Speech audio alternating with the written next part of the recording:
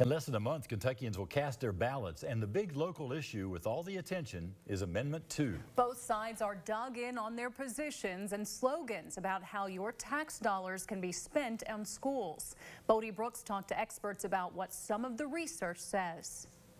Explaining Amendment 2 is complicated because the question on your ballot isn't straightforward. If approved, it would allow lawmakers in the General Assembly to start crafting a policy that would allow students to attend private or charter schools with help from public tax money.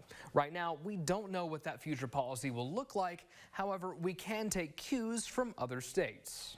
The fact is, the more choices that Florida has given their families, the more their public education system has improved their performance. The research in other states that have adopted vouchers into private schools show that students are not by and large doing better in alternative education settings. The Bluegrass Institute's Jim Waters and the Pritchard Committee's Bridget Blom are on opposite sides of the amendment. Both of their organizations have published research comparing the impact of school choice programs on Kentucky based on other states. Blom pushes back on the claim that alternative education choices would broadly improve test scores. At a very small scale, that could be likely, but at a large universal scale, like Kentucky is talking about, what the data show is a lack of improved outcomes and even negative outcomes. What we found in most school choice programs are fairly small compared to the overall student population.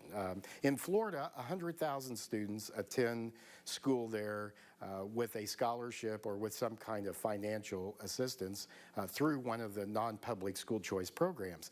But there are over 1 million students in the state. Because a smaller number of students are likely to take part, the Bluegrass Institute's research suggests the state would save money because a hypothetical voucher could cost less than what the state spends now per student, about $20 grand in 2023.